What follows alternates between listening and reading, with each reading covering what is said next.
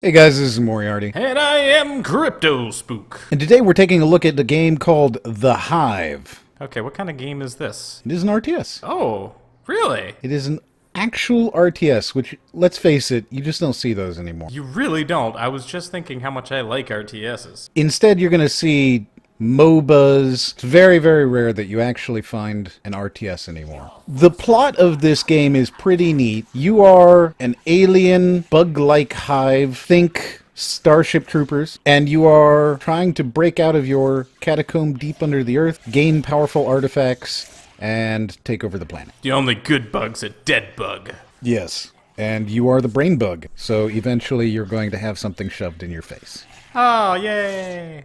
I'm Johnny Rico from Buenos Aires, and I say kill 'em all. Would you like to know more? I would like to know more.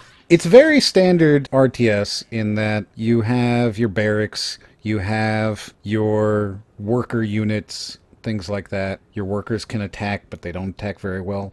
It does introduce some of the things that you've come to expect from MOBAs in that it has an inventory system. You can give your units trinkets, armor, weapons, tokens, and necklaces, things like that, to make them more powerful.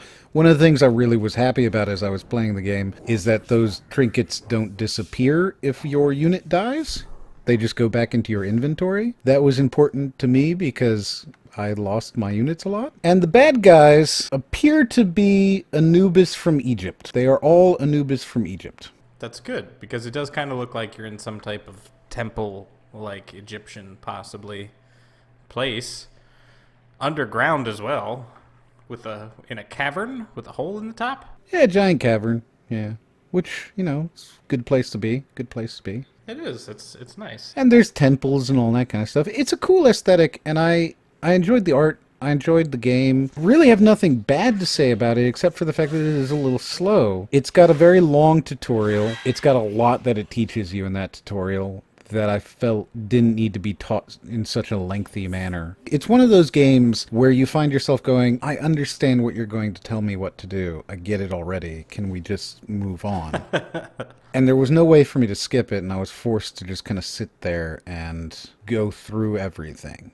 I did appreciate that it appears that there are like gathering units that will go out and gather for you. But what's weird is that, and this kind of bothered me because it didn't make sense in my brain. So you send out a worker unit to go get you food, for example, and it will go and, I don't know, pull a fish out of the sea. And then one of the gathering units will go and pick it up, right? Right, except you get the +1 when it pulls it out of the sea, not when the gathering unit picks it up. So you already have the resource when he pulls it out of the sea. The moment he pulls it out of the sea, you have that resource. So there is no reason for the gathering units. Well, yeah, that's true. I don't really see the point to them. I guess it's just kind of a cool little thing. Do you even make the gathering units, or they just show up? They just show up. So it's aesthetically pleasing. I kind of would have been happier if there had been a little bit of tactics to it, in that you need to protect your supply lines. And there are bosses, which is interesting, because I haven't seen a boss in an RTS in a very long time. No, that's like throwback to some Westwood stuff. Right? Oh, Westwood. I miss Westwood. It's So really much. sad what EA did to them. It really is. They were like, look at this fantastic, popular, great franchise. Well, it's dead now. How can we put this onto a mobile phone? Now, there's some weird stuff in this in that it asks you to try and move a whole army out of the way of wave attacks. You can see that when the boss is attacking, he does this like red thing in front of him, and that gives you a notice that he's about to do a major attack and you should move your units out of the way. But you're moving, 15, 20 units at a time out of the way of an attack. It really just doesn't work like that. I'm not sure about having boss units in an RTS. I'm not sure that there's a benefit to doing that. I think it's kind of neat for the story, but at the same time, I'm sort of thinking I would have rather had it be a little bit more traditional. I get, and I really do, you don't just want to have a total annihilation, build as many units and throw them at the enemy base as you can. You want to tell a story, and I appreciate that. I didn't play this game all the way through, being an RTS, that means, every level takes you an hour or 2 hours. Yep. So getting through the whole game was a little bit time prohibitive for me. But I would like to see, and I'm sure that it is true later on, but I would like to see a little bit more traditional RTS gameplay. Just so that I'm not sitting here going, okay, I have to constantly fight these big bad guys. And ultimately, since they don't come back to your base or anything, right?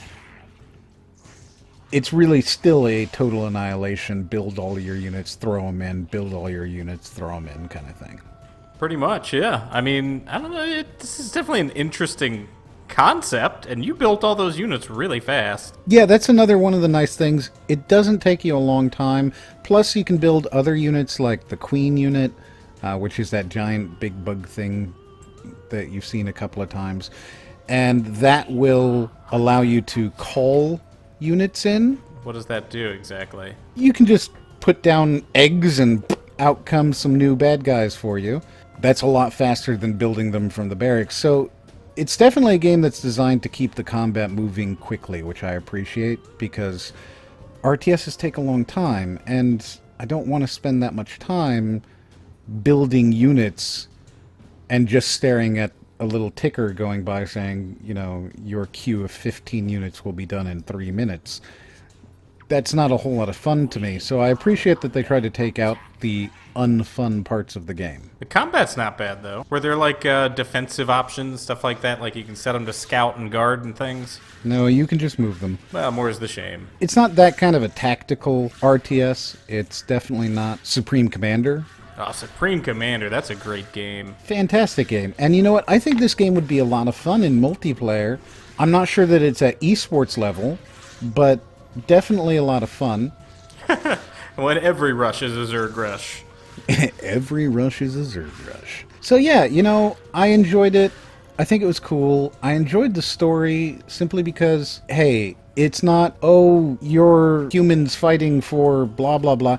It's, you're an evil race of insects trying to take over the planet. And you know what? That just kind of, I have a warm spot in my heart for evil, evil bugs. Really? There's just something in there that makes me go, you know what? I want to help these bugs take over the planet. Bugs are pretty evil. I mean, bugs don't really bother me. But they are clearly evil, yeah. Yeah. I mean, if anything's going to be actually evil, it's probably a bug, right? They are insectoid, and there's absolutely no way for us to, what do I want to say, have anything in common with them? Right, what could you have in common with them? Hey, man, how's your heart feeling? How's your third heart feeling? Sure got a shiny carapace today.